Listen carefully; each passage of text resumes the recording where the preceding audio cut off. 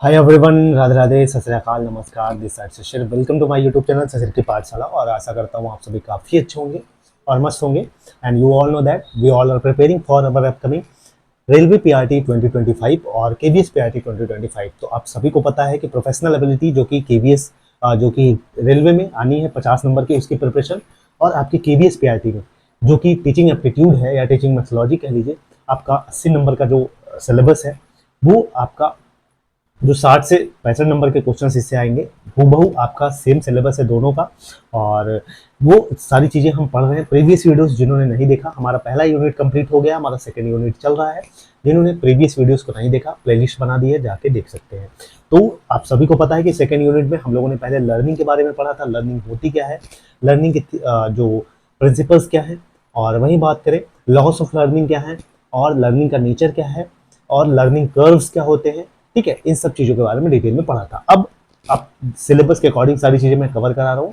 तो जब आप सिलेबस उठाएंगे तो उसमें आपको बिहेवियरिज्म, व्यवहारवाद के सिद्धांत के बारे में पढ़ने को मिलेगा, मतलब लर्निंग थियरीज। ठीक है, लर्निंग थियरीज के बारे में पढ़ने को मिलेगा। तो आइए हम उसी के बारे में पढ़ेंगे। तो पहला हमारा बिहेवियरिज्म, व्यवहारवाद क्या है, उसी के बारे में हम लोग पढ़ेंगे। ठीक है, तो इस टॉपिक में हम लोग पढ़ेंगे भाई क्या,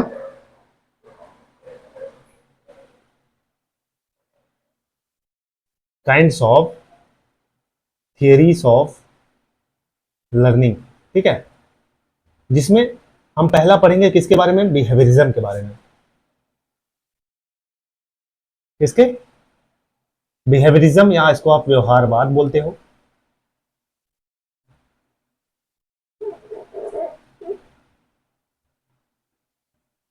इसको आप क्या बोलते हो, व्यवहारवाद।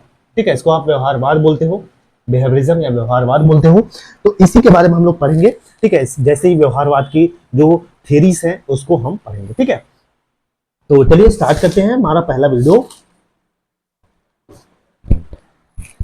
ठीक है, इसमें भाई बिहेवियरिज्म जो कहते हैं कि आप सभी को पता है, changes in behaviour, changes in behaviour through experiences. ठीक है, तो व्यवहार में परिवर्तन, हमारे व्यवहार में परिवर्तन जो होता है हमारे अनुभव से, अनुभव के द्वारा व्यवहार में जो परिवर्तन होता है, बिहेवियर में हमारे चेंजेस होते हैं, इसको हम क्या कहते हैं, इसी को हम कहते हैं क्या, व्यवहारवाद कहते हैं। जो साइकोलॉजिस्ट थे व्यवहारवाद के, वो यह कहते थे। ठीक है, और आगे बात करें, इसी में आगे बात करें तो फादर ऑफ बिहेवियरिज्म कौन है भाई, father of behaviourism, father of behaviourism की बात करें तो कौन है भाई आपके, कौन है, कौन है, वॉटसन साहब। ठीक है, कौन, वॉटसन साहब हैं फादर ऑफ बिहेवियरिज्म। इन्होंने एक बुक लिखी थी। ठीक है, कौन सी बुक, एक बुक लिखी थी। ठीक है, वॉटसन साहब ने एक बुक लिखी थी। कौन सी बुक लिखी थी, इन्होंने लिखी थी psychology, psychology as a behaviourism. ठीक है, साइकोलॉजी एज अ बिहेवियरिज्म, व्यवहारवाद के बारे में इन्होंने लिखा था। तो भाई ये वॉटसन साहब थे, इन्होंने बुक लिखी थी। ये कब लिखी थी, 1913 में। ठीक है, 1913 में ये किताब इन्होंने लिखी थी। ठीक है, 1913 में यह किताब लिखी थी इन्होंने। तो हम लोग क्या पढ़ रहे हैं भाई, हम लोग पढ़ रहे हैं व्यवहारवाद के बारे में। तो व्यवहारवाद की बात करें तो जो इसके साइकोलॉजिस्ट थे वो हमेशा कहते थे कि भाई changes in behaviour through through past experiences, या एक्सपीरियंसेस मतलब अनुभव के द्वारा हमारे व्यवहार में, हमारे बिहेवियर में जो भी परिवर्तन होता है, ये सारे साइकोलॉजिस्ट कहते हैं। ठीक है, वो हमारे लिए लर्निंग होती है। तो इसमें इसमें क्या होता है कि इन्होंने जो फादर ऑफ बिहेवियरिज्म, ये वॉटसन साहब को कहा जाता है। किसको, फादर ऑफ बिहेवियरिज्म किसको कहा जाता है, वॉटसन साहब को कहा जाता है। इन्होंने एक बुक लिखी थी साइकोलॉजी एज अ बिहेवियरिज्म। कब लिखी थी, 1913 में एक किताब लिखी थी। ठीक है, ठीक है, याद रखना है आपको कि फादर ऑफ बिहेवियरिज्म, व्यवहारवाद के पिताजी कौन है, पिता तो भैया फादर, फादर मतलब वॉटसन साहब। इन्होंने किताब लिखी थी, क्या उस किताब का क्या नाम था, psychology, psychology as a behaviourism. ठीक है, 1913 में ये किताब लिखी थी। और वॉटसन साहब कहते थे भैया तुम हमें एक बच्चे को दो, ठीक है, कोई भी बच्चा दो, तुम उसको जैसा बोलो मैं वैसा बना दूंगा। ठीक है, ये कौन कहता था, ये वॉटसन साहब कहते थे। तो आइए अब पढ़ते हैं थोड़ा सा और सब चीजों को बारे में डिटेल में पढ़ते हैं कि जो हमारा व्यवहारवाद है, व्यवहारवाद के जो साइकोलॉजिस्ट हैं वो कौन कौन से हैं, ये इनके बारे में पढ़ते हैं।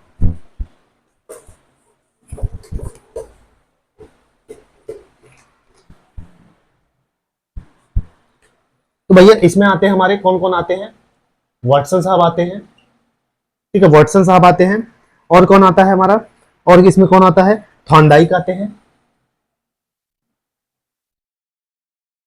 थॉर्नडाइक साहब आते हैं, और कौन आता है इसमें, हमारे पावलाव आते हैं, ठीक है, पावलाव साहब आते हैं, पावलाव।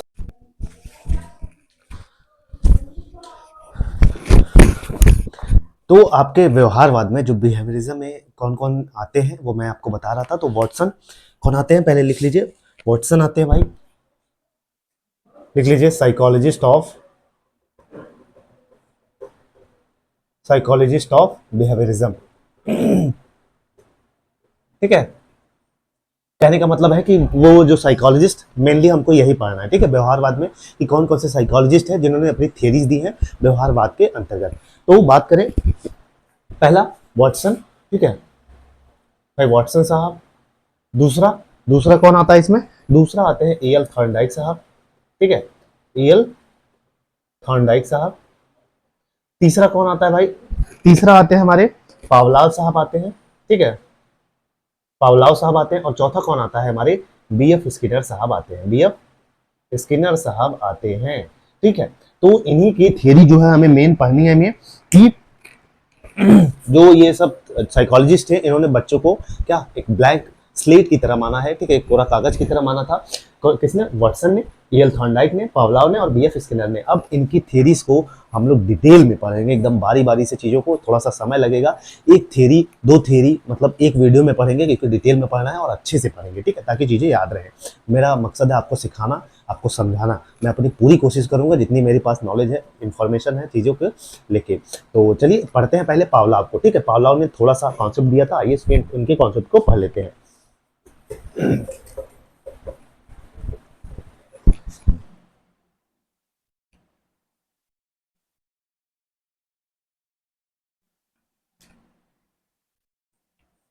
तो भाई पढ़ते हैं पहले जेबी वाटसन के बारे में, ठीक है, किसके, वाटसन के बारे में।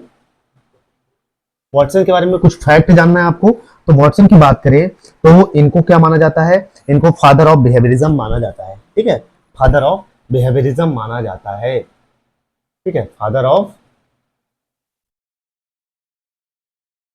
बिहेवियरिज्म मतलब व्यवहारवाद के पिता इनको कहा जाता है।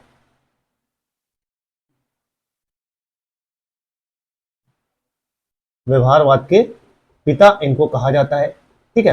वही दूसरी चीज बात करें, इन्होंने एक बुक लिखी थी, ठीक है, इन्होंने क्या लिखी थी, इन्होंने एक बुक लिखी थी, बुक का नाम क्या था, बुक का नाम क्या था भाई वाटसन साहब के, तो इनकी बुक का नाम था the psychological care of the psychological care of the psychological care of the fact and child, infant and child, ठीक है। ये बुक लिखी थी, कब लिखी थी भाई, तो आपकी 1913 में लगभग लिखी थी, ठीक है, कब, 1913 में लिखी थी, ठीक है, 1913 में ये किताब लिखी थी, ठीक है। और इनके अकॉर्डिंग जो ह्यूमन एक्टिविटीज है, ठीक है, ह्यूमन एक्टिविटीज है या मानव गतिविधियां हैं, जो ह्यूमन एक्टिविटीज है वो क्या है, एक लर्निंग हैबिट्स है, ठीक है, लर्निंग हैबिट्स है, ठीक है, क्या है, एक लर्निंग हैबिट्स है। और जेबी वाटसन क्या कहते थे भाई, ये जेबी वाटसन के अकॉर्डिंग ये इन्होंने व्यवहारवाद की जो थ्योरी दी, इसमें इन्होंने कहा कि भैया तुम मुझे कोई भी बच्चा दे दो और आप उसको जैसा चाहेंगे व्यवहार से या चीज़ों से, मैं उसको वैसा बना दूंगा। ये किसने कहा था, ये हमारे व्यवहारवाद के पिता, फादर ऑफ बिहेवियरिज्म, व्यवहारवाद के पिता जेबी वाटसन साहब ने कहा था। और इन्होंने एक बुक लिखी थी the psychological care of the infant child, कब, 1913 में लिखी थी। और ह्यूमन एक्टिविटीज, इनके अकॉर्डिंग जो मानव गतिविधियां हैं वो क्या है, लर्निंग हैबिट्स है, मतलब सीखी हुई आदतें हैं, क्या सीखी हुई जो आदतें हैं हमारी, वो क्या है, हमारी हमारी क्या है, ह्यूमन एक्टिविटीज है, ठीक है, इनके अकॉर्डिंग। तो ये थ्योरी इतना ही दी थी, इनके बारे में हमें इतना ही पढ़ना है। अब पढ़ेंगे डिटेल में, किसको हम लोग पढ़ेंगे डिटेल में, डिटेल में पढ़ेंगे हम लोग ठीक है, डिटेल में हम लोग पढ़ेंगे इसको, ईएल थॉर्नडाइक साहब को, जो हमारी दूसरी थियरी थियरी है। इस थियरी को हम लोग इस वीडियो में पूरा पढ़ेंगे डिटेल में।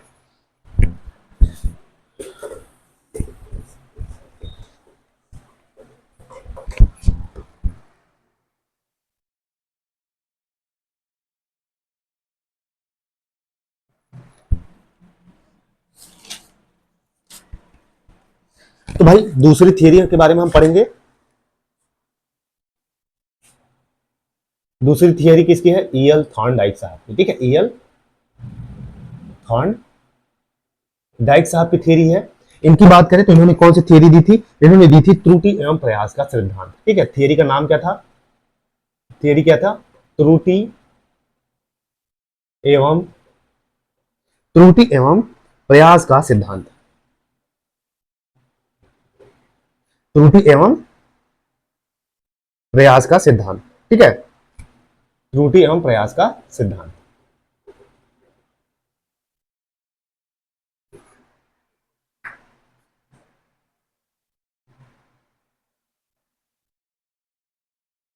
तो इन्होंने त्रुटि एवं प्रयास का सिद्धांत दिया था, जिसका नाम क्या है? इंग्लिश में हम इसको क्या बोलते हैं? Theory of trial and error. ठीक है, theory of trial and error, इस थियरी को हम लोग बोलते हैं। ठीक है, प्रयत्न एवं भूल का सिद्धांत, जिसको हम क्या बोलते हैं? थियरी ऑफ ट्रायल एवं एरर, प्रयत्न एवं भूल का सिद्धांत। ठीक है, तो भैया ये इनके अकॉर्डिंग हम इस थियरी को पढ़ेंगे, एकदम डिटेल में पढ़ेंगे चीजों को। ठीक है, कि भैया ये मानते थे जो थॉर्नडाइक साहब हैं कि अगर हम किसी भी व्यक्ति की उत्तेजना को बढ़ा दें, ठीक है, किसी भी व्यक्ति को, देखिए थॉर्नडाइक ने अपने थ्योरी में यही कहा, ये मानते थे कि भैया अगर हम किसी भी व्यक्ति की जो उत्तेजनाएं होती हैं उसको हम बढ़ा देते हैं, उसको अगर हम बढ़ा देते हैं तो जो व्यक्ति है, ठीक है, व्यक्ति क्या करेगा? उसके अकॉर्डिंग रिस्पॉन्स करेगा, अनुक्रिया करेगा। ठीक है, उसके अकॉर्डिंग क्या करेगा? रिस्पॉन्स करेगा। और जब कोई भी रिस्पॉन्स वो बार बार करेगा तो वो कुछ ना कुछ नया सीखेगा। ठीक है, कुछ ना कुछ नया सीखेगा। क्या कहा थॉर्नडाइक साहब ने अपने थ्योरी में? यही कहा कि अगर हम किसी व्यक्ति की, जैसे मान लीजिए मैं कोई व्यक्ति हूँ, मेरी उत्तेजना बढ़ा दीजिए किसी चीज को लेके, जैसे मान लीजिए मुझे भूख बहुत तेज लगी है और मुझे पिज्जा ही खाना है। मेरी उत्तेजना जो है इस चीज, किस चीज को लेके है? पिज्जा को लेके है।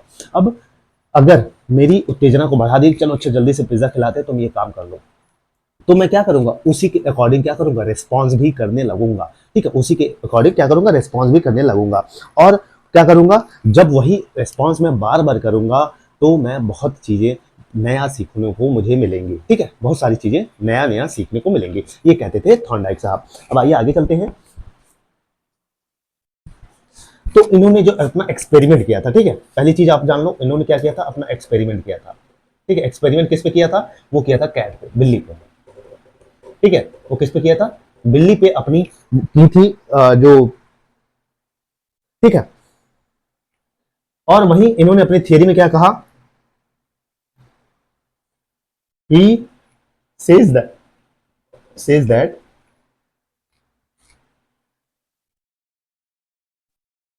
Human and animals both learn activities learn activities through trial and error process। ठीक है, तो इन्होंने अपनी थियरी में ये भी कहा भैया कि जो है इंसान हो, मनुष्य हो या जानवर हो, ये जो हम अपनी एक्टिविटीज सीखते हैं या कोई भी चीजें जो हमारी लर्निंग है, वो हमारे किससे, किस प्रोसेस से? ये हमारे through trial and error process से ही सीखी जाती है। तो इन्होंने अपने थियरी में कहा, he says that humans and animals both learn activities through trial and error process. तो जो थॉर्नडाइक साहब था थे, इनका मानना था कि जो इंसान है चाहे जानवर हो, वो भी कोई भी एक्टिविटीज जो है गतिविधियां सीखता है, वो इसके through trial and error process के थ्रू ही सीखता है। प्रयत्न एवं भूल, मतलब कोशिश करता है और गलतियां करता है, तभी वो चीजों को सीखता है। ठीक है, ये कहते थे। अब आगे चलते हैं।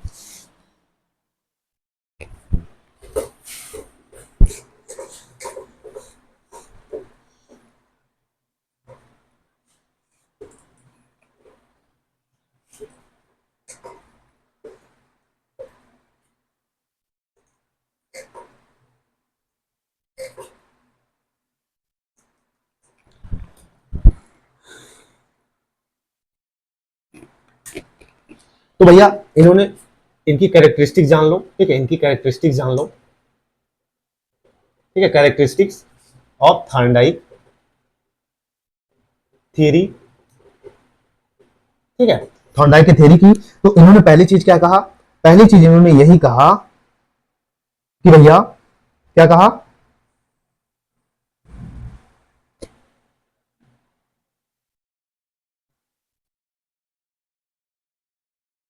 Learning process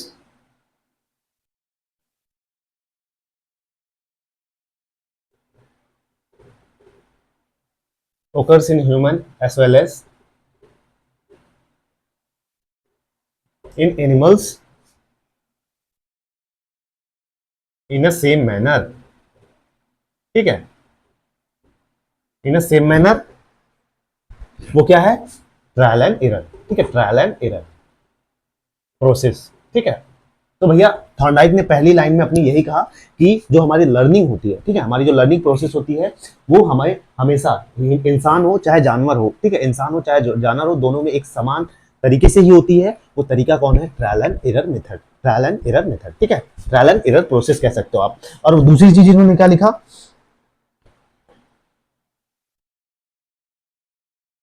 learning occurs in seriation, ठीक है, occurs in seriation and takes time, ठीक है, and takes time, and takes time,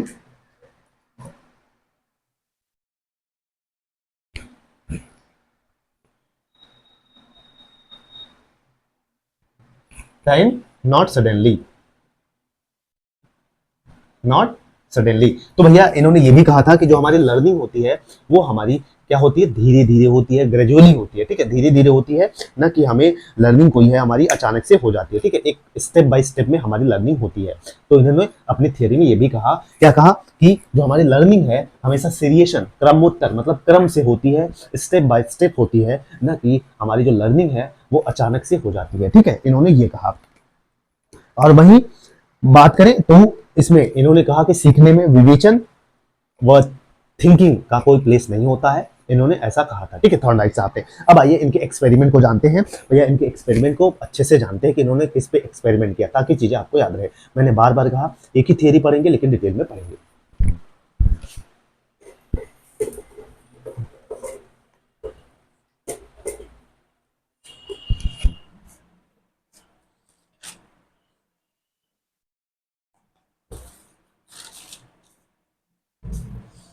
ठीक है, तो बात करें तो भैया ये करते क्या है कि आपको भी पता है इनकी कहानी की, मैं बताता हूँ कि एक बिल्ली रहती है, ठीक है, और ये उसी पे मूड बनाते हैं कि मैं इसी पे कोशिश करूंगा, अपनी जो प्रैक्टिस है इसी पे करूंगा, अपना साइकोलॉजिस्ट वाला जो दिमाग है इसी पर उपयोग करूंगा। तो उन्होंने किया क्या कि भाई एक पजल बॉक्स लिया, ठीक है, पजल बॉक्स में एक नॉब था, नॉब मतलब सिटकनी होती है, ठीक है, जिसको टच करने से या प्रेस करने से जो उसका गेट है खुल जाता है, ठीक है। तो उसमें बिल्ली को बंद कर दिया, कई दिनों से बंद कर दिया, और भी जो बिल्ली थी क्या थी, भूखी थी, ठीक है। और उस पजल बॉक्स को बंद करके उसके सामने जहां पर गेट ओपन होता है उसके सामने उन्होंने रख दिया खाना, भोजन रख दिया, ठीक है। तो अब क्या होता है, भोजन रख दिया, अब भोजन रखने के पश्चात भाई अब बिल्ली को लगेगी भूख, बिल्ली को जरूर ओबियसली लगेगी भूख, तो बिल्ली ने भोजन को देखा, और जब बिल्ली भोजन को देखती है तो खूब उछल कूद मचाती है पजल बॉक्स के अंदर। क्यों उछल कूद मचाती है, ताकि वो जाके भोजन को खा सके या भोजन को ले सके। तो वो पजल बॉक्स से बाहर ही नहीं निकल पाती है, तो अनेक कोशिश करती है, बहुत बार बार प्रयत्न करती है, ठीक है, उछलती है, कूदती है, खरोचती है अपने आप को, उस पंजा मारती है, लेकिन उसके बाद कई कोशिशों के बाद क्या होता है कि उसका जो पंजा होता है, बिल्ली का जो पैर होता है, पंजा होता है, वो पड़ जाता है नॉब पे, सिटकनी पे, और सिटकनी जो है वो ओपन हो जाती है, गेट ओपन हो जाता है, नॉब दबता है, गेट ओपन हो जाता है, और जाके वो बिल्ली उस भोजन को खा लेती है। अब भाई थॉर्नडाइक साहब ने फिर यही दोबारा रिपीट किया, ठीक है। अब बिल्ली को फिर में बॉक्स से रखा, और धीरे धीरे उतने बिल्ली ने कि जो इतने अनियमित प्रयास थे, मतलब इतनी सारी कोशिशें थी, जो ट्रायल थी, उस पर बिल्ली भाई अब क्या करती है कि अब बिल्ली को सीख गई थी, इतना कोशिश की कि वो करेक्ट मेथड जो सही तरीका था गेट खोलने का वो बिल्ली सीख गई थी कई कोशिशों के बाद। तो अब वो डायरेक्ट नॉब दबा देती थी और अपने भोजन को ले लेती थी खाने के लिए, ठीक है। तो ये था इनका। तो धीरे धीरे हुआ क्या कि भाई बिल्ली के प्रयास कम होते गए, प्रयास कम होने का गलत प्रयास, मतलब जो गलत तरीका था वो, क्योंकि अब वो जान गई थी, सीधा नॉब दबाती थी और भोजन को खा लेती थी। ठीक है, तो ये था इनकी थियरी। अब बात करते हैं, इन्होंने भाई जो इनके सिद्धांत हैं, प्रिंसिपल्स हैं, कुछ दिए हैं, आइए इसको हम जानते हैं। ठीक है, बारी बारी से।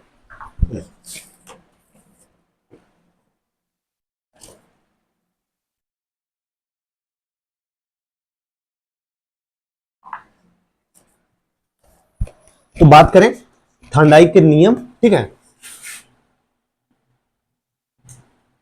लॉस ऑफ थॉर्नडाइक, ठीक है, या आप कह सकते हो प्रिंसिपल। ठीक है, तो इन्होंने भाई दो लॉ दिए। ठीक है, दो, पहला प्राइमरी लॉ, ठीक है, प्राइमरी लॉ, दूसरा इन्होंने दिया सेकेंडरी लॉ। ठीक है, क्या दिया? सेकेंडरी लॉ, प्राथमिक नियम,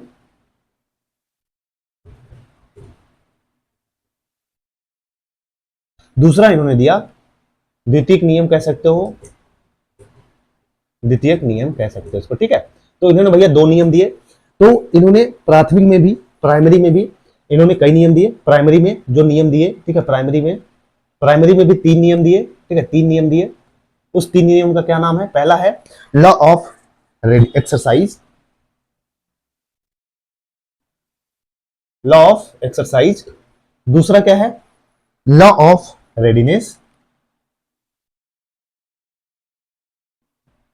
लॉ ऑफ रेडीनेस, और तीसरा क्या है हमारा? तीसरा इसमें दिया इन्होंने लॉ ऑफ इफेक्ट। ठीक है, लॉ ऑफ इफेक्ट। तो भैया जो थॉर्नडाइक ने अपने सीखने के नियम दिए, सीखने के प्रिंसिपल्स दिए, उन्होंने दो नियम दिए। पहला प्राइमरी लॉ, दूसरा सेकेंडरी लॉ दिया। प्राइमरी लॉ में इन्होंने तीन नियम दिए। पहला है लॉ ऑफ क्या? लॉ ऑफ एक्सरसाइज, जिसको हम कहते हैं अभ्यास का नियम। दूसरा है हमारा लॉ ऑफ रेडीनेस, जिसको हम कहते हैं तत्परता का नियम। तीसरा है हमारा क्या? Law of cause and effect, जिसको हम कहते हैं प्रभाव का नियम। ठीक है, प्रभाव का नियम कहते हैं। आइए बारी बारी से डिटेल में पढ़ते हैं चीजों को।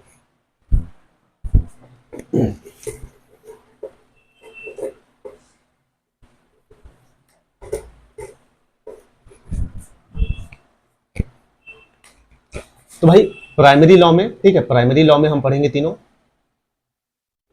ठीक है, प्राथमिक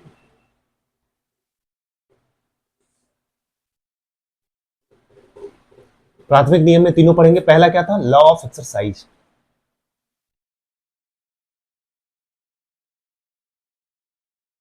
या इसको हम क्या कहते हैं? अभ्यास का नियम।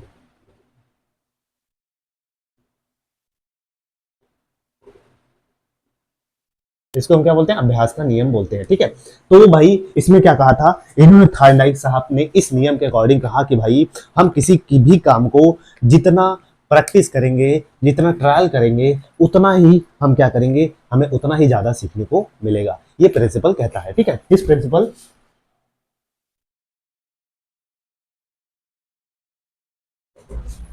shows that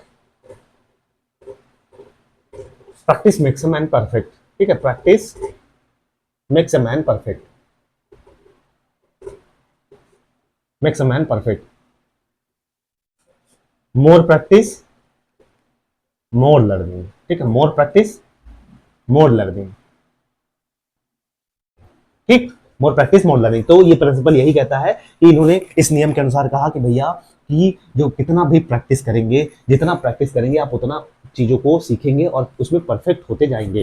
ठीक है, वही बात करें मोर प्रैक्टिस मोर लर्निंग, जितना ज्यादा प्रैक्टिस करेंगे उतना ज्यादा कुछ ना कुछ नया सीखने को आपको मिलेगा। ठीक है, ये नियम कहता है लॉ ऑफ एक्सरसाइज, अभ्यास का नियम। जितना प्रैक्टिस करेंगे उतना ज्यादा चीजें हमें सीखने को मिलेंगी। अब आगे चलते हैं।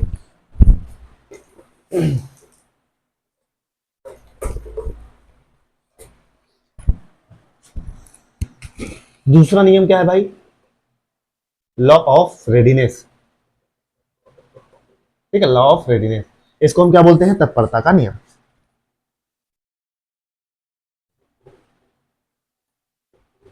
इसको हम तत्परता का नियम बोलते हैं।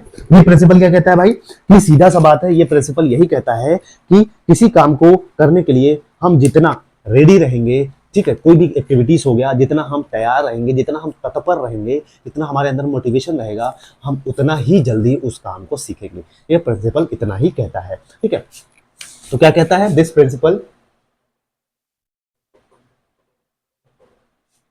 सोज दैट, बहुत आसानी भाषा में लिख रहा हूं ताकि आपको समझ में आए, shows that to learn in a fast mode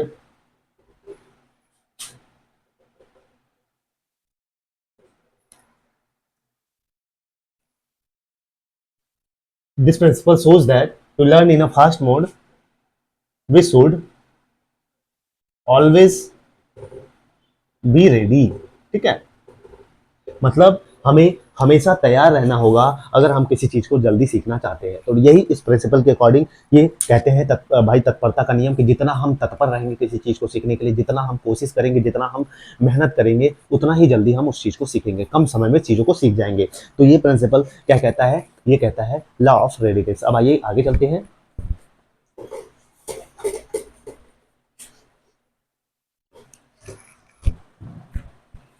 तीसरा प्रिंसिपल इन्होंने दिया था भाई प्रभाव का नियम। प्रभाव का नियम या जिसको हम क्या बोलते हैं, law of readiness, law of effect. ठीक है, लॉ ऑफ इफेक्ट। ये थ्योरी क्या कहती है भाई, लॉ ऑफ इफेक्ट क्या कहती है, यह नियम ये कहता है कि देखिए सीधी सी बात है, कोई भी चीज अगर हम सिखा रहे हैं, ठीक है, इस नियम को समझिएगा, आसान से, थोड़ा सा टिपिकल है, बहुत आसान भाषा में समझा रहा हूँ। जैसे मान लीजिए कोई चीज मैं आपको सिखा रहा हूँ, तो उसका दो ही तरीका होगा, या तो आप सीखोगे या तो आपको नहीं समझ में आएगा। ठीक है, या तो आपको समझ में आएगा या तो आपको नहीं समझ में आएगा। तो इस प्रिंसिपल या प्रिंसिपल लॉ ऑफ इफेक्ट जो है यही कहता है कि अगर कोई भी लर्निंग सेटिस्फैक्शन है उसमें, ठीक है, सेटिस्फाइड वे में है, संतोषजनक है, तो हमारा जो लर्निंग का प्रोसेस है वो फास्ट हो जाता है, लर्निंग का प्रोसेस फास्ट हो जाता है। वहीं बात करें अगर लर्निंग जो है अनसेटिस्फाइड है, तो क्या होता है, सीखना पॉसिबल नहीं होता है। ठीक है, इम्पॉसिबल हो जाता है हमारे लिए वो क्या लगने लगता है, पॉसिबल। और इस थियरी के माध्यम से, इस प्रिंसिपल के माध्यम से थॉर्नडाइक साहब ने किसके, प्राइज और पनिशमेंट पर फोकस किया। ठीक है, प्राइस और पनिशमेंट पर महत्व दिया है। तो आइए इसको हम पढ़ते हैं। प्रभाव का नियम, this principle shows that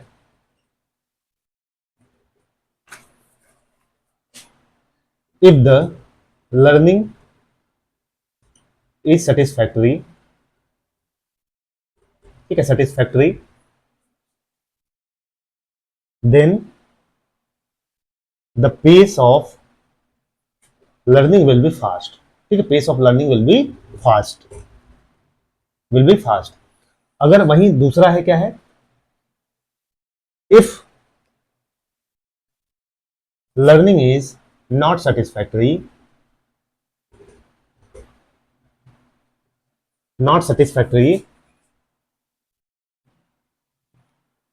then the pace of learning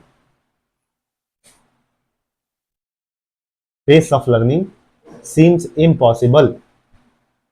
ठीक है, इम्पॉसिबल।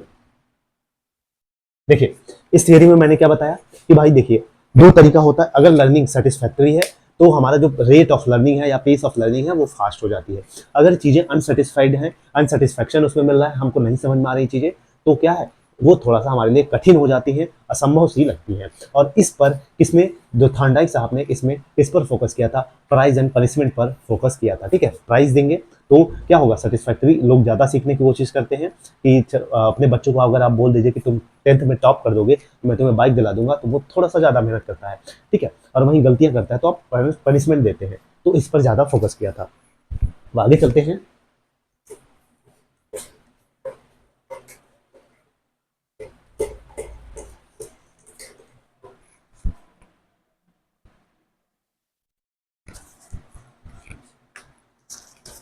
अब भाई सेकेंडरी लॉ पे चलते हैं। ठीक है, सेकेंडरी लॉ या जिसको हम क्या बोलते हैं, गौड़ नियम बोलते हैं, गौड़ नियम बोलते हैं। इसमें क्या होता है भाई, ठीक है, पहला है इसमें, पहला है लॉ ऑफ मल्टीपल रिस्पॉन्स।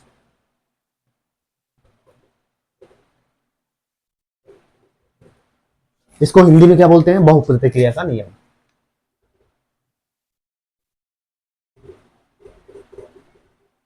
बहुप्रतिक्रिया का नियम। ठीक है, बहुप्रतिक्रिया का नियम, एक मिनट।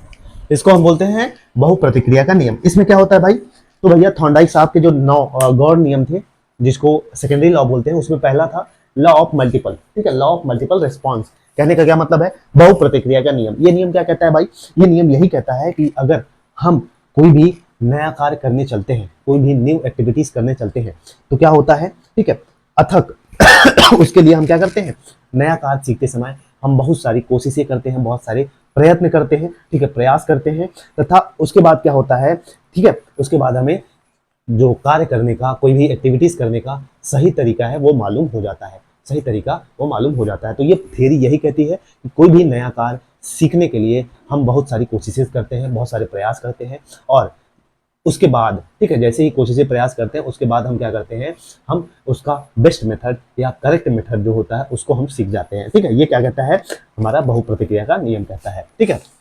देखिए ये क्या कहता है, this law shows that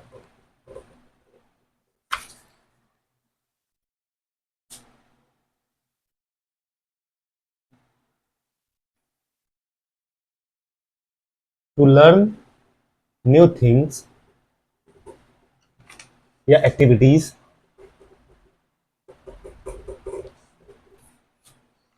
we always tries and practice we always tries practice multiple times, ठीक है, multiple times, so that we can know the correct method, ठीक है, करेक्ट मेथड, ठीक है। देखिए मैंने क्या लिखा, this law shows that to learn new things या activities we always tries and practice multiple times so that we can know the correct method. कहने का क्या मतलब है कि हम कोई भी नया कार्य सीखना चाहते हैं तो उसके लिए हम क्या करते हैं, अथक प्रयास करते हैं, अथक कोशिशें करते हैं, ट्रायल करते हैं, ठीक है। क्यों करते हैं, क्योंकि उसके बाद ताकि हमको सही तरीका मालूम हो सके, जैसे बिल्ली ने किया था, ठीक है, बिल्ली ने अथक प्रयास किया था भोजन को पाने के लिए, और असल में फाइनली उन्होंने नॉब दबा दिया और गेट खुल जाता है, तो उसको करेक्ट मेथड पता चल गया था, ठीक है। ये कहता है लॉ ऑफ मल्टीपल, ठीक है, रिस्पॉन्स। अब आगे चलते हैं।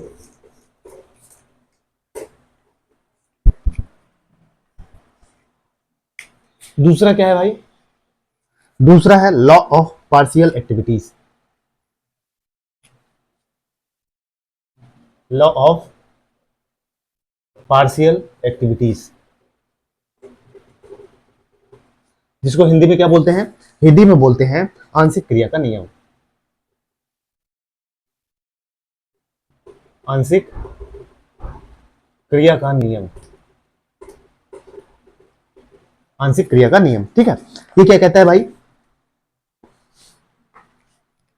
देखिए आंशिक क्रिया का नियम क्या कहता है भाई, देखिए सीधा सा मतलब है, बहुत साफ शब्दों में, ठीक है, कोई भी चीज को, किसी भी चीज को अगर हमें सीखना है उसको हम पार्ट्स में डिवाइड कर दें तो सीखना जो है वो हमारे लिए क्या हो जाता है, बहुत फास्ट हो जाता है और बहुत सिंपल हो जाता है। तो ये थ्योरी यही कहती है, ठीक है, क्या, लॉ ऑफ पार्शियल एक्टिविटीज, किसी भी काम को हम टुकड़ों में पार्शियली बांट दें, ठीक है, पार्शियली या टुकड़ों में बांट दें तो वो काम हमारे लिए क्या हो जाता है, वो काम हमारे लिए आसान लगने लगता है, सिंपल लगने लगता है, और क्या होता है, वो हम चीज़ों को फास्ट मोड में कर ले जाते हैं। तो ये प्रिंसिपल यही कहता है, तो लिख लो भैया, this law shows that shows that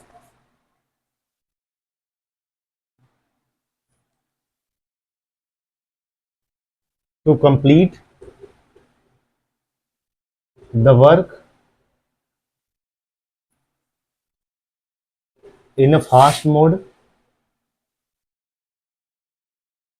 and to make a to make it easy, we can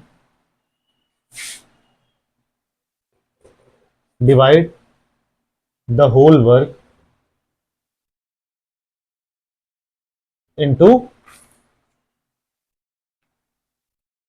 partial activities, ठीक है, पार्शियल एक्टिविटीज। देखिए मैंने क्या लिखा, दिस लॉस बहुत सिंपल भाषा में लिख रहा हूँ, बहुत आसान भाषा में, कॉम्प्लिकेटेड चीजों को नहीं बनाना, थोड़ा सा इंग्लिश वीक रहेगी, लेकिन आपको सिंपलेस्ट, ताकि ये हिंदी मीडियम वाला भी बच्चा समझ ले, इंग्लिश मीडियम में समझ ले, इसको भी मैं प्रोफेशनल तरीके से लिखने लगूँ तो थोड़ा सा मुसीबतें आती हैं, ठीक है। तो देखो, दिस लॉस एग्जैक्ट मीनिंग जो समझाना चाह रहा हूँ बस वही समझने की कोशिश करो, ठीक है।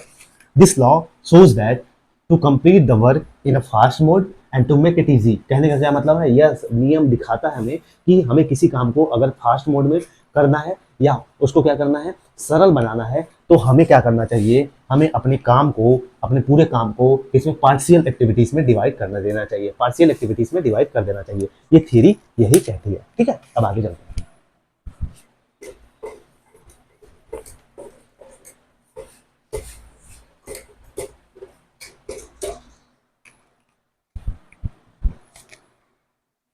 तीसरा है भाई आत्मीकरण का नियम। तीसरा क्या है, आत्मीकरण का नियम, ठीक है। आत्मीकरण का नियम जिसको हम क्या कहते हैं, law of assimilation, law of assimilation इसको हम बोलते हैं, ठीक है। आत्मीकरण के नियम को क्या बोलते हैं, लॉ ऑफ एसिमिलेशन कहते हैं। तो ये नियम क्या कहता है भाई, हम कोई भी नई नवीन ज्ञान, ठीक है, न्यू नॉलेज को अपने जो हमारा पास्ट नॉलेज है उसके साथ जोड़कर इस क्या कर सकते हैं, इसको हम अपने नॉलेज को परमानेंट बना लेते हैं। इसे अधिगम सुगम और सरल हो जाता है। इससे जो हमारी लर्निंग है वो हमारी क्या हो जाती है, सिंपलिस्ट हो जाती है और आसान हो जाती है, ठीक है, साधारण इजी हो जाती है। तो ये क्या कहता है, लॉ ऑफ एसिमिलेशन, ठीक है, समझो। This law shows that this law shows that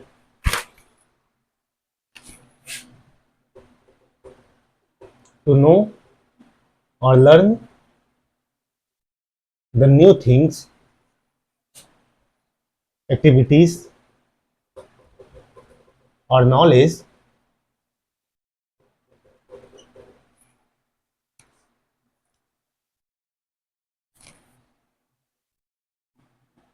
this law shows that to know or learn the new activities or knowledge,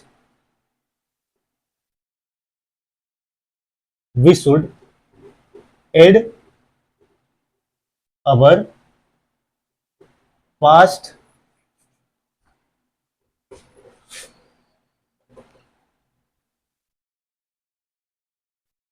knowledge or experiences so that it can be easy and simple, ठीक है, easy and simple. तो मैंने क्या लिखा, this law shows that to know और learn the new activities और knowledge we should add our past knowledge और experiences so that it can be easy and simple. देखो, इतना आसान भाषा में लिखा कि भैया कोई भी कार्य, ठीक है, कोई भी नई चीजें, जब कोई भी नया इंफॉर्मेशन या नॉलेज अगर हमको जानना, तो मान लीजिए मैं आपके कक्षा में कोई ऐसा टॉपिक बता रहा हूँ, ठीक है, कोई ऐसा टॉपिक बता रहा हूँ जो आपको उसके बारे में बिल्कुल भी नहीं पता है। तो क्या करना है, मैं आपको वो टॉपिक की शुरुआत करूंगा कैसे, उसमें जो पास्ट चीज़ों के बारे में, जैसे आपको पता है कि जैसे मान लीजिए मैं पेड़ के बारे में बताना जा रहा हूँ, ठीक है, ट्रीज के बारे में बताने जा रहा हूँ या प्लांट के बारे में बताने जा रहा हूँ। मैं अब डिस्कस करूंगा, नीम का पेड़ आपके घर पे होगा, आपने आम का पेड़ देखा होगा। तो ये क्या है, एक पास्ट एक्सपीरियंस है जो बच्चों के एक्सपीरियंस है, पर्सनल एक्सपीरियंस है जो बच्चों ने देखा है कहीं ना कहीं, ठीक है। तो उसको मैंने, जो प्रीवियस नॉलेज है उसको मैंने ऐड कर दिया प्रेजेंट नॉलेज के साथ, प्रेजेंट नॉलेज के साथ उसको ऐड कर दिया। अब क्या होगा, वो बच्चों के लिए आसान हो जाएगा, सिंपल हो जाएगा, इजी हो जाएगा। तो ये प्रिंसिपल यही कहता है, लॉ ऑफ एसिमिलेशन। बहुत आसान भाषा में समझाने की कोशिश की, ठीक है। आई होप सो कि समझ में भी आ रहा होगा। नहीं समझ में आ रहा होगा तो कमेंट में जरूर मेंशन करना, मेरे मित्र, मेरे भाई, मेरे बहन, ठीक है। तो ये आत्मीकरण का नियम था। और चौथा था, ठीक है, चौथा इसमें एक और है, ठीक है, आइए वो भी देख लेते हैं। 5 इसके नियम है, ठीक है।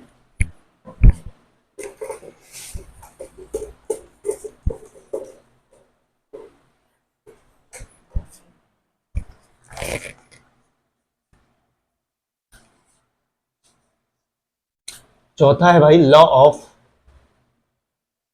डिस्पोजिशन, डिस्पोजिशन एटीट्यूड,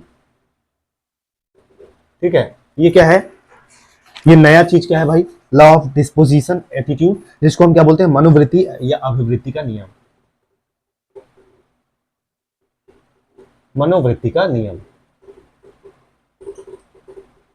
ये कौन सी नई चीज आ गई भाई, ये नई चीज क्या आ गई, तो समझो लॉ ऑफ डिस्पोजिशन, एटीट्यूड या मनोवृत्ति या अभिवृत्ति का नियम क्या कहता है, ये नियम यही कहता है कि भैया, यह नियम हमें ये बताता है कि किसी भी काम को करने के लिए जितने जितनी भी हमारे अंदर पॉजिटिव एटीट्यूड या पॉजिटिव वाइब्स आती हैं या पॉजिटिव जो एटीट्यूड अगर हम किसी काम को सीखने के लिए रखेंगे तो उतना ही ज़्यादा उस काम को हम सीखेंगे।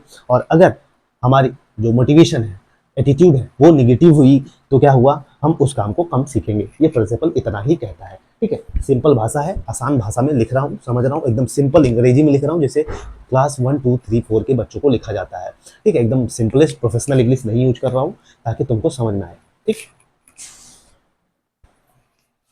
तो this law shows that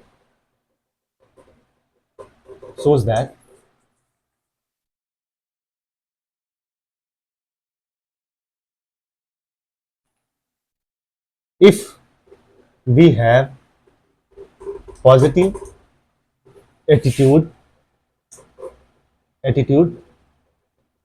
regarding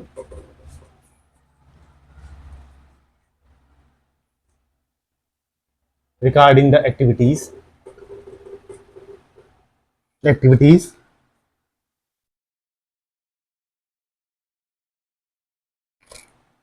regarding the activities. This law shows that if we have positive attitude regarding the activities, then the process of learning will be more. ठीक है, will be more and more. ठीक है, वहीं दूसरी case में क्या है, इसमें लो या नेगेटिव एटीट्यूड। ठीक है, या negative attitude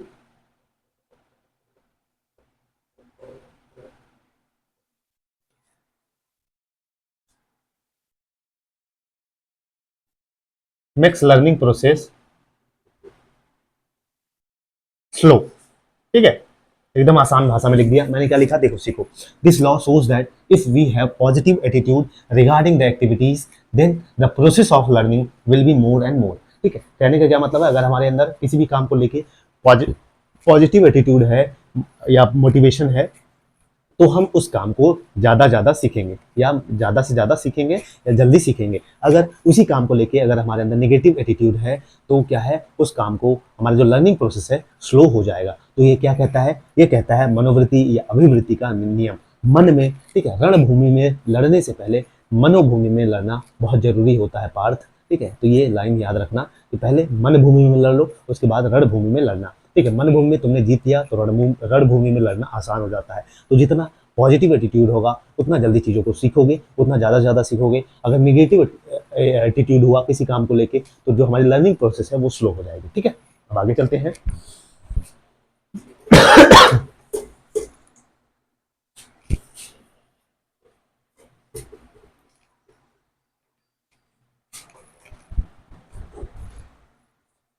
law of associate shifting. ठीक है, लॉ ऑफ एसोसिएट शिफ्टिंग पांचवा है हमारा, law of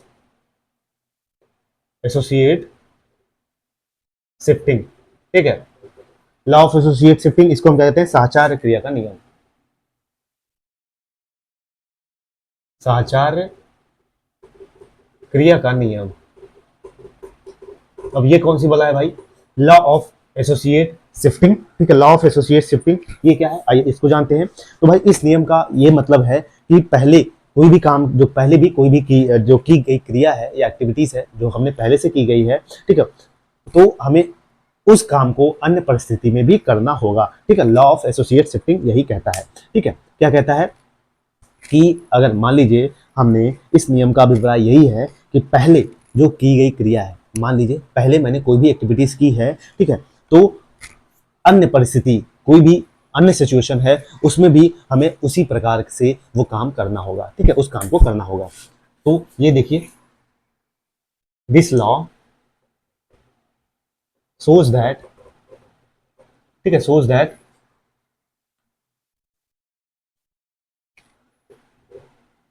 activities done in past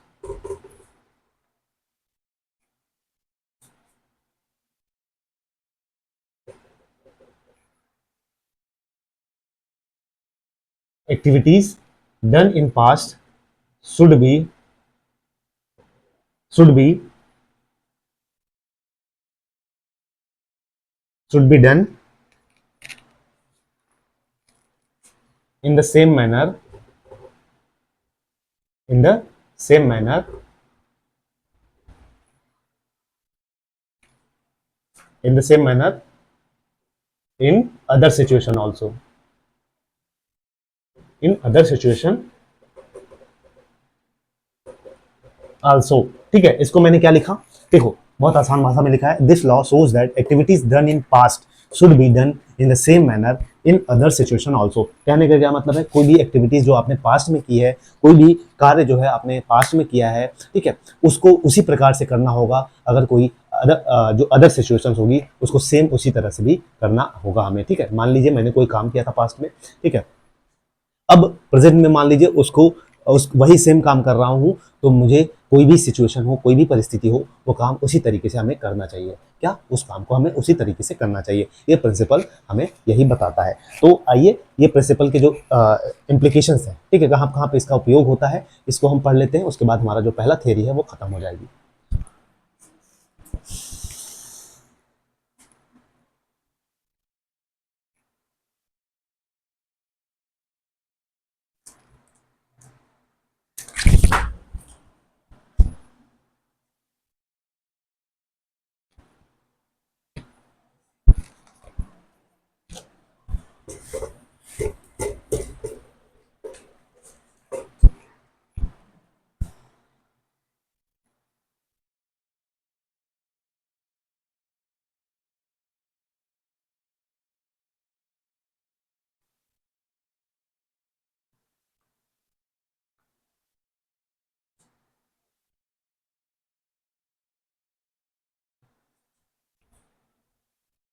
topic लिख लीजिए,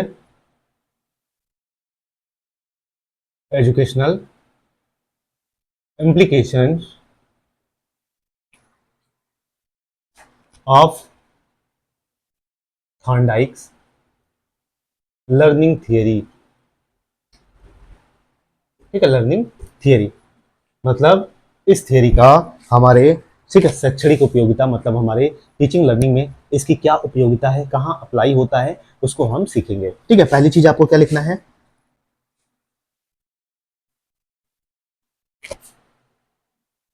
classroom objective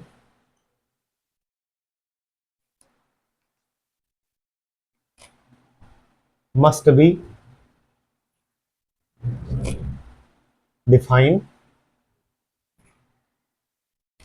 and it should be according to capabilities of children. ठीक है, ये थ्योरी क्या कहता है, classroom objective must be defined, मतलब हमारे जो कक्षा का काम है या कक्षा का जो उद्देश्य है, हमारे क्लासरूम का ऑब्जेक्टिव है, कक्षा का उद्देश्य है, वो डिफाइन होना चाहिए, मतलब परिभाषित होना चाहिए। और क्या होना चाहिए, ये according to capabilities of children, मतलब बच्चे की जो क्षमताएं हैं उसके अनुरूप होनी चाहिए। ठीक है, बच्चों के क्षमताओं के अनुरूप होनी चाहिए। तो ये है चीज़ें, मतलब कैपेसिटी जितनी है उसमें बच्चों को बैठने की, और कक्षा का जो ऑब्जेक्टिव है, जैसे मैं मान लीजिए आज कुछ सिखा रहा हूँ आपको, तो मेरा जो ऑब्जेक्टिव है वो थॉर्नडाइक का थियरी है, तो वो थियरी आपको सिखानी है चाहे जैसे, तो मेरा मेन ये ऑब्जेक्टिव है, तो डिफाइन होना चाहिए। ठीक है, और जो चीज़ें हैं वो आपके अनुरूप होनी चाहिए, ऐसा नहीं है कि मैं हायर का बहुत पढ़ा दूँ। ठीक, और दूसरा क्या है इसमें, दूसरा क्या है,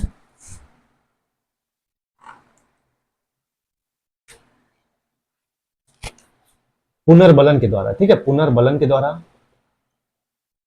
या री इन्फोर्समेंट के द्वारा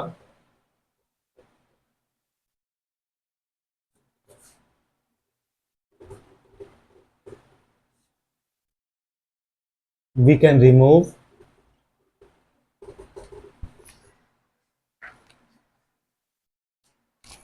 remove errors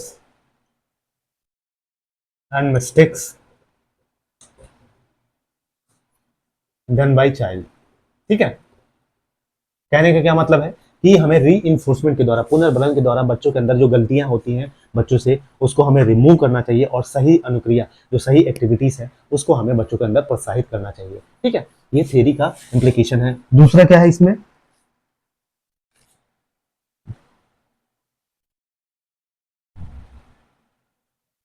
more and more practice opportunity must be given to children, must be given to children. ठीक है, more and more practice opportunity, बच्चों को ज्यादा से ज्यादा अभ्यास का अवसर या मौका बच्चों को देना चाहिए। ये थ्योरी यह भी सिखाती है हमें। और इसमें क्या दिखाता है भाई,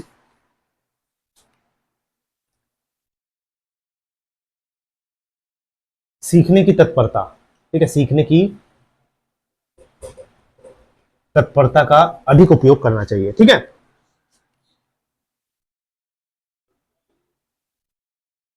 अधिक उपयोग करना चाहिए, उपयोग करना चाहिए। देखिए, बच्चा कितना रेडी है, तैयार है सीखने के लिए, उसका उसको समझिए और उसी के अनुसार बच्चों को सिखाइए। ठीक है, बच्चा कितना सीखने के लिए तत्पर है। ठीक है, और क्या है भाई इसमें, लर्निंग बाय डूइंग। ठीक है, लर्निंग बाय डूइंग पर फोकस करिए। ठीक है, बच्चों को करके सीखने का मौका दीजिए। ठीक है, वो गलतियां करेंगे और जितना गलतियां करेंगे उतना ज्यादा बच्चे सीखेंगे। ठीक है, बल और कक्षा के जो वातावरण है, क्लास का जो एनवायरनमेंट है, वो बाहरी जो प्रैक्टिकल चीजें हैं, जो बाहरी वातावरण है उससे एड करके बच्चों को पढ़ाना चाहिए। ठीक है, तो ये सारी चीजें हैं जो हमें बच्चों को सिखाना चाहिए। बाकी इनके डिमेरिट्स की बात करें तो डिमेरिट्स की बात करें तो इन्होंने जो चिंतन प्रक्रिया को महत्व तो नहीं की है। ठीक है, इन्होंने इसको क्रिटिसाइज किया है कि जो हमारा इसमें इसमें लर्निंग में हमारी चिंतन और विवेचना का कोई स्थान नहीं है। ठीक है, ये इन्होंने गलत कहा था, इनकी डिमेरिट्स है। ठीक है, और वहीं भूल व प्रयत्न का सिद्धांत सभी विषयों को पढ़ाने में उपयोगी नहीं है। बिल्कुल, भूल या प्रयत्न का सिद्धांत जो है वो सभी सब्जेक्ट को आप नहीं पढ़ा सकते। तो इस तरह से हमारी जो थॉर्नडाइक साहब की थ्योरी थी ये खत्म हो गई। अब कल हम पढ़ेंगे इसकी पावलाव की थ्योरी के बारे में, पढ़ेंगे एकदम डिटेल में पढ़ेंगे, ऐसे ही मस्त से पढ़ेंगे। ठीक है, आई होप सो कि मैंने जितना समझाया आपको समझ में भी आया होगा। तो अगर समझ में आया तो थोड़ा सा लाइक, कमेंट और अपने दोस्तों तक शेयर कर दीजिए। बिल्कुल फ्री ऑफ कॉस्ट में ये क्लासेस आपको कराई जा रही हैं। ऐसे ही पढ़ते रहिए, मुस्कुराते रहिए। मिलेंगे अगले वीडियो में, तब तक के लिए जय हिंद, जय भारत।